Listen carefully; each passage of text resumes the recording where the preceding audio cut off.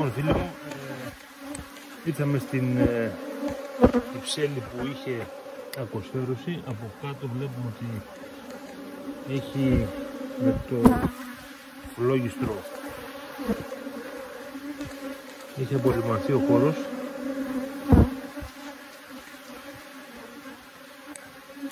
Φαίνεται ότι δουλεύει μια χαρά να βαλίσει. Έχει γόνο και στα φάνια του δεν φαίνεται το άρα είναι αυτή η εκβολή. Θα συνεχίσουμε αυτό που κάνουμε. Δεν υπάρχει λόγος ανησυχίας. Εδώ μαζεύει η Ειρηνέλη.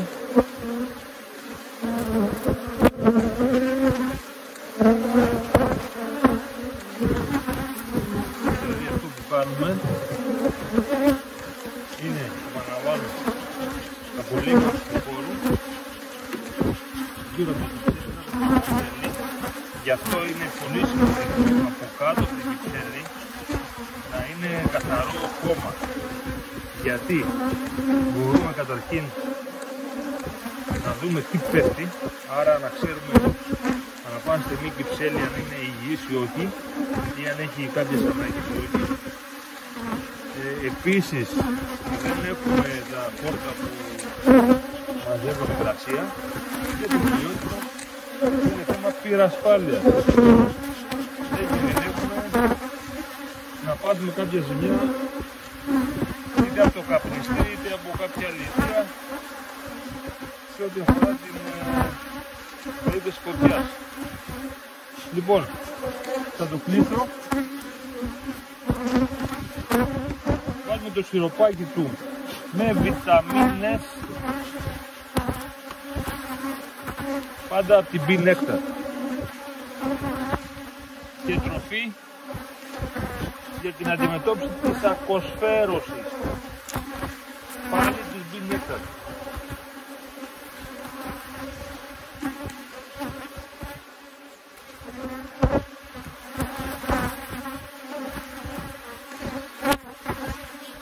Εννοείται ότι παραμένει το παιδί μας στην εξέλιξη της θεραπείας. Έχουμε το νου μας να μην γίνει μετάδοση και συνεχίζουμε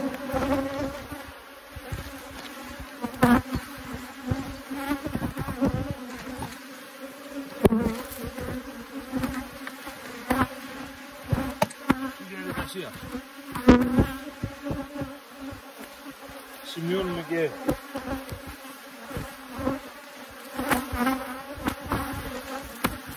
ότι η θεραπεία πάει καλά.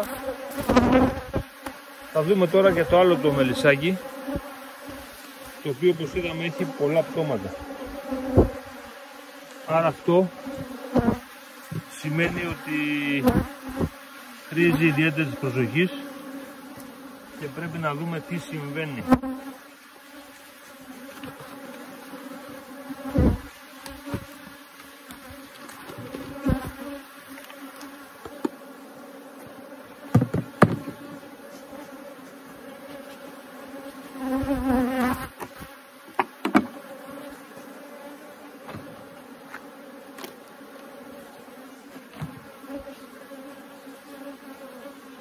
Η διατροφή του είναι πλήρης.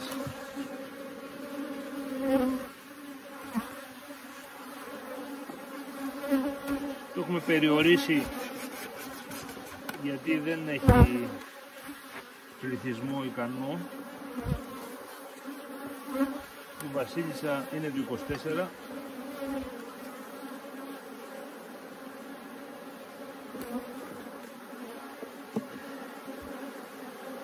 Εδώ έχει λίγο γύρι.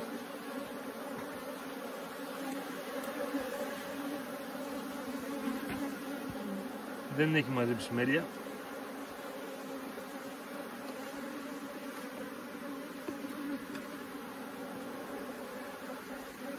Εδώ βλέπουμε το γόνο, ο οποίος είναι ικανοποιητικός. Εδώ είναι η βασίλισσα. του 24. Εδώ είναι η βασίλισσα. Ο γόνος είναι σχετικά υγιής. Εδώ βλέπουμε μια τρυπούλα. Εδώ βλέπουμε προσβεβλημένο γόνο. Αυτά είναι που πετάνε απ' έξω. Έχει σαπίσει μέσα στο κελάκι του.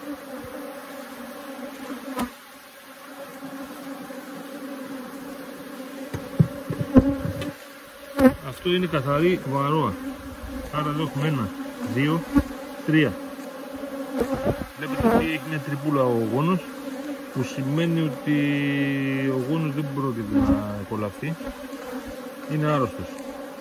Γι' αυτό και τα πετάνε απ' έξω. Ή αν βγει, αν εκολαφθεί τέλος πάντων το πλήρες έντομο, μπορεί να είναι πολλαπλά βεβλαμένο. Άρα λοιπόν έχει προσβολές. Εδώ βλέπουμε ότι αυτό κολλάπτει κανονικά.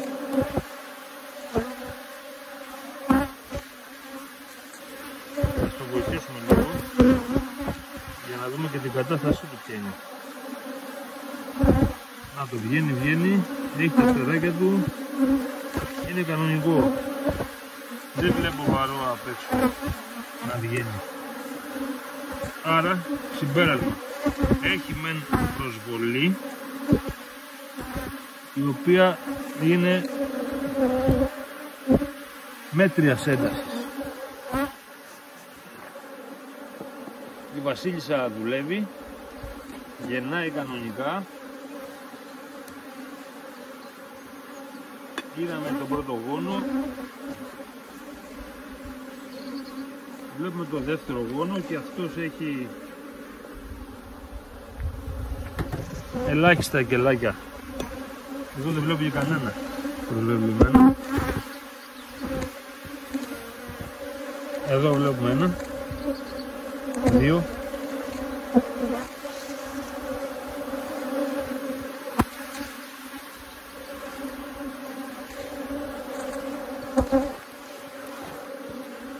Άρα έχει 2 γόνους,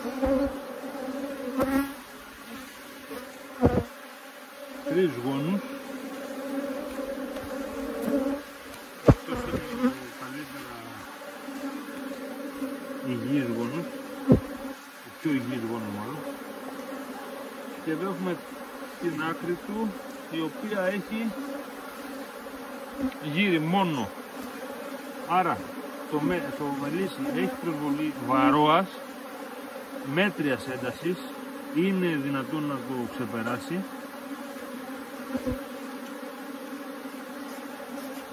Με δικές του δυνάμεις και με τη βοήθεια που του προσφέρουμε. Δηλαδή τι του προσφέρουμε? Του προσφέρουμε εξάγνωση 6 έως 7 φορές ανά 3 μέρες. Εδώ να πετάξουμε το γόνο, είναι πλήρη έντομα αυτά, τα οποία εκολαφθήκαν αλλά είναι σε κακή κατάσταση. Έχει λοιπόν απώλειες στο μελίσι. Το παρήγορο είναι ότι γεννάει η βασίλισσα και έχουμε 4 πλαίσια γόνου, 1, 2, 3, 4. Το βοηθάμε με τη θεραπεία και με τη διατροφή.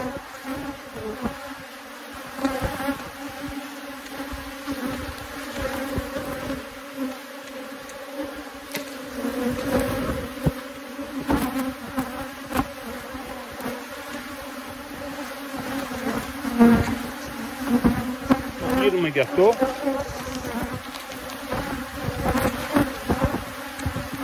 Και συνεχίζουμε την παρακολούθηση.